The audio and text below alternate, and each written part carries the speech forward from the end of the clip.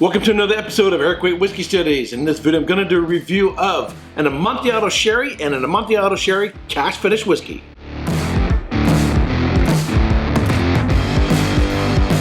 In this video I'm going to do a review of the Lustau Amontillado Los Arcos and the Glenkinchie Distiller's Edition Single Malt Scotch Whisky double matured in Amontillado cask. But before we get into this sherry, into this whiskey, we need to learn a little bit about Amontillado Sherry. Amontillado is a fortified wine made from Palomino grapes, named after the Montilla region of Spain, where the style originated in the 18th century. Amontillado is a very unique wine due to its dual aging process, both biological and oxidative. First, it undergoes biological aging like a Fino and Manzanilla, and it is fortified to approximately 13.5% alcohol, with a cap of floor yeast limiting its exposure to the air. Second, the wine undergoes oxidative aging in a period in which the floor disappears and the wine is exposed to oxygen. A cask of Fino is considered to be Amontillado if 1. The layer of floor fails to develop adequately, 2. The layer of floor is intentionally killed by additional fortification, or 3. The layer of floor is allowed to die off through non-replenishing the wine in the cask in the Solera. Once the layer of floor is gone, the Amontillado must be fortified to approximately 17.5% alcohol so that it does not oxidize too quickly. After the additional fortification, Amontillado oxidizes slowly, exposed to oxygen through the slightly porous American oak cask, and gains a darker color and richer flavor than Fino. It is in a Solera fractional blending system for about 12 years. Amontillado is characterized by being darker than Fino, but lighter than Oloroso.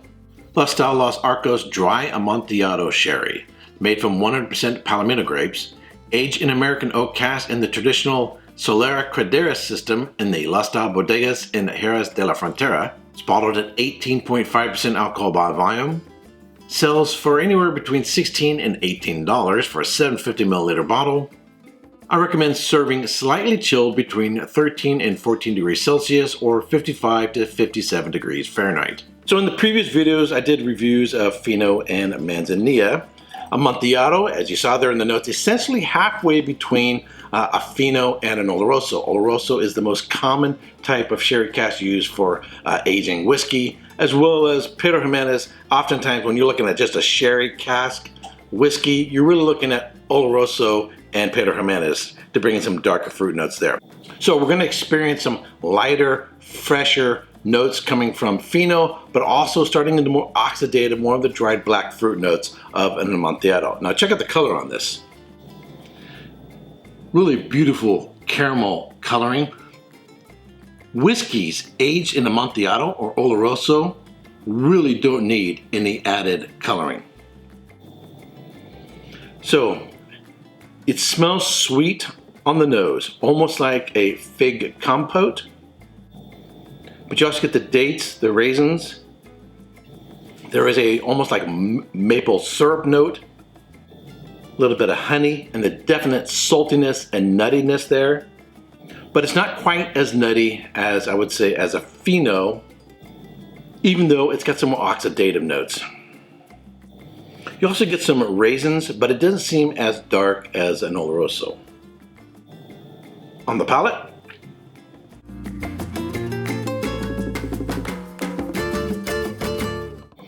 starts off fruity, dried black fruits, brown fruits up front, a little bit of honey, a little bit sort of almost like maple syrup kind of character. And then about mid-palate, it goes completely dry and nutty. And it's definitely more oxidative and more nutty on the back end, on the finish, than a Fino. It has a really long finish. As I'm talking now, I can still taste it. And a little hint of saltiness on the back end. If you like sherry cask whiskeys and you've not explored sherry, I highly recommend that you do.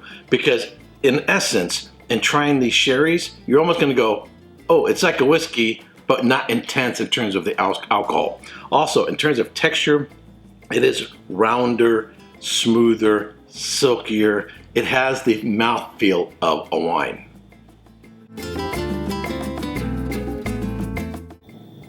For a wine, this is high ABV. Obviously, in comparing to a whiskey, it basically has half of the minimum requirement for a whiskey. So if you're accustomed to drinking whiskeys, this will actually suit as a table wine. For people who are accustomed to drinking table wines, Chardonnays, Cabernets, you're talking 13.5 to 14.5% alcohol by volume. So if you're a consistent wine drinker, a wine like this will seem like it's really high in alcohol. But coming from the whiskey, this is actually seen fairly low in alcohol and actually very food friendly. Basic rules for pairing sherry and food is: if it swims, Fino; if it flies, Amontillado; if it runs, Oloroso. So, of course, the most important thing for the purpose of the study is not to try to get you into sherry, but get you understand what sherry can deliver in a cask over into whiskey. So, let's get into the whiskey.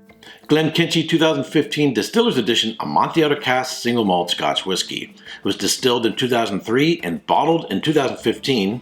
Double matured in ex-Amontillado sherry cask. It's bottled at 43% alcohol by volume and sells for anywhere between $70 and $80. So, I don't know if it is natural coloring or if it has an E150, but it is the right color for an Amontillado. Doesn't say it on the bottle, doesn't say it on the box. At 43%, I gotta assume it is chill filtered. On the nose, it's medium intense aromas of, it's almost like an orange marmalade, which I was not expecting from an Amontillado cask. Lighter raisins, a little bit of honey, a little bit of fig. Almost like a bruised apple or an apple that was cut open and left out on a countertop, and so it's sort of browned a little bit. A slight, lighter maple syrup note and a hint of saltiness, a little bit of nuttiness, and marzipan on the palate. It's sweet up front, dries towards the back. It's not bone dry, but it does dry out a little bit towards the back. It's somewhat thin, glossy, and silky across the palate. I get like the marmalade, so it's a cooked fruit note up front. A little bit of raisins, marzipan, that bruised apple character.